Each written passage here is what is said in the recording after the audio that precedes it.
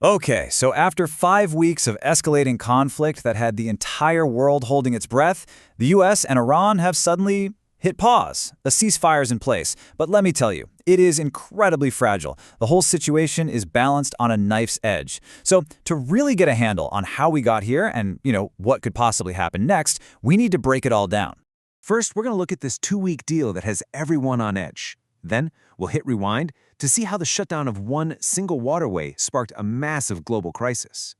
We'll check out the economic fallout, explore the kind of unexpected country that managed to broker this truce, and finally, we'll look at the huge challenges that are still ahead. All right, let's start with the big news, the thing that's happening right now. The fighting has stopped. And this happened just as it looked like a major new wave of attacks was about to kick off. So yeah, after weeks of some really intense military action, we're talking missile strikes, naval confrontations, the whole deal, both the United States and Iran have agreed to take a step back. This whole deal came together right at the last minute, literally pulling both sides back from what could have been a much larger and frankly more devastating conflict. So, is the war actually over? No, not even close.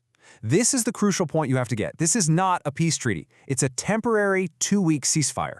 Think of it as hitting the pause button, not the stop button.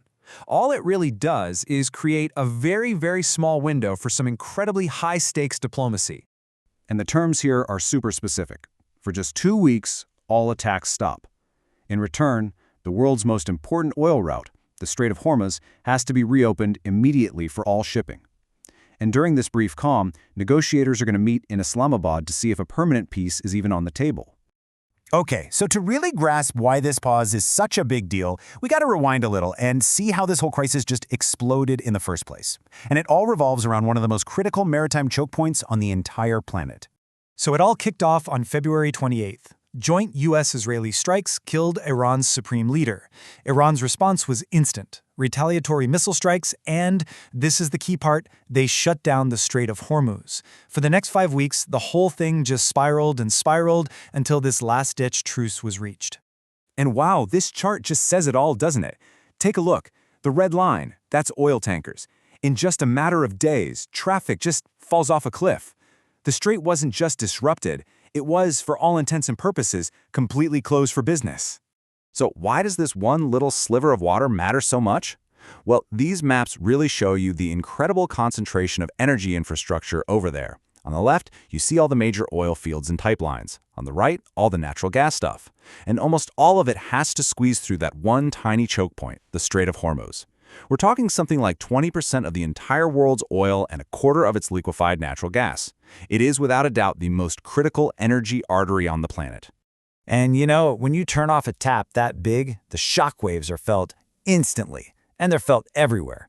The shutdown triggered what the International Energy Agency called the largest supply disruption in the history of the global oil market. Just think about that for a second.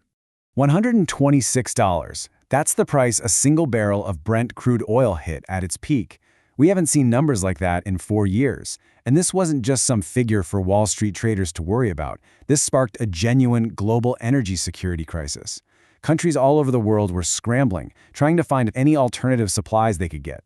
And the impact went way beyond just the price at the pump. I mean, the strait is this vital corridor for all sorts of other key commodities. As you can see here, it's not just oil and natural gas. We're talking about nearly half the world's sulfur, half of its urea, which is a key ingredient in fertilizer, that has to pass through there.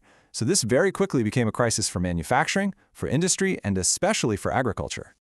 Now this is where you really see the devastating human cost of all this.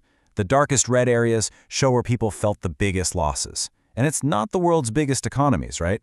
It's developing nations in Africa and South Asia, places that absolutely depend on those fertilizer imports. For them, this energy crisis immediately turned into a food security crisis. So as all the usual diplomatic channels were just collapsing, a pretty unlikely nation stepped into the void and somehow emerged as the key go-between for Washington and Tehran. So why Pakistan, of all places? Well, they're in this really unique spot. They're one of the very few countries that has real credibility in both capitals. They share a long border and have these deep cultural ties with Iran, but at the same time, their top military chief apparently has a strong personal relationship with President Trump, something that was built during a previous crisis.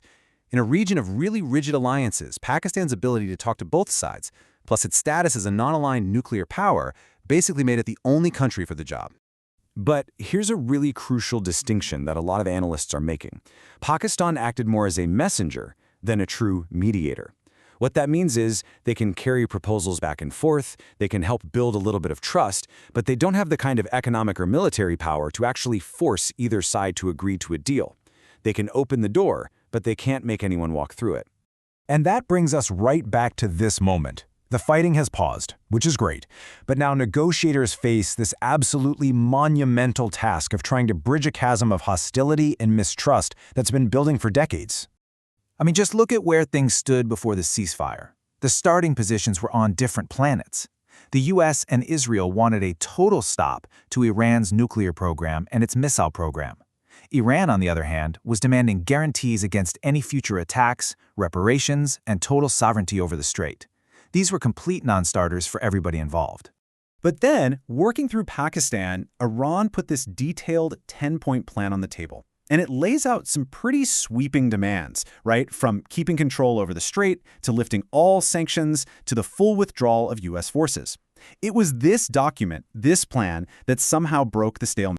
Because in what was a pretty stunning turn of events, President Trump posted this on Truth Social, calling Iran's really maximalist plan a workable basis to negotiate. That was the signal. That's what stopped the countdown to a much wider war and what made this whole 2-week ceasefire even possible. And so that's where we're left, with this central question. We've got a workable plan and a 2-week pause. But is that really enough? Is it enough to overcome decades of deep-seated hostility and goals that are just fundamentally opposed? Or is this fragile peace we have right now just a brief, quiet moment before the storm comes roaring back?